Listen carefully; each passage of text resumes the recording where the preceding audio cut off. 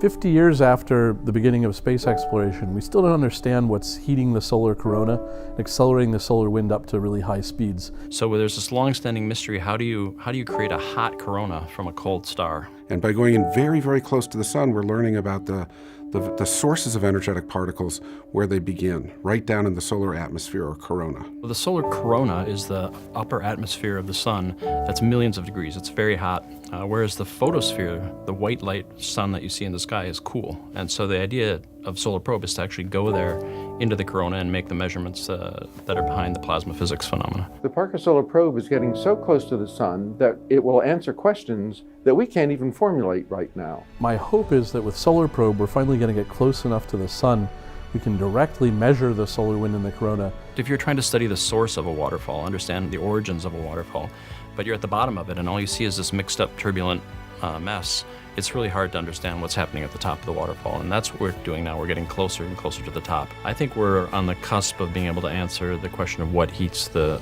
solar wind. Figure out what physics is actually responsible for these high temperatures and the acceleration of the wind to these supersonic speeds. WSPR has already seen some things that are giving us hints into some of the long-standing predictions of what we might see. The instrument is working really well, and the results are very surprising. I'm really excited that we're learning about the space radiation environment. We now measure the magnetic field, the structure of the magnetic field. We're measuring the dynamics of the magnetic field. We're seeing lots and lots of these small-scale eruptions from the sun. It's very important for understanding how humans can travel or not travel out through the solar system. So what we learned from Solar Probe will definitely play very seriously into our understanding of space weather, of the dynamics of the Earth's magnetic field, currents around the Earth that are driven by the sun itself.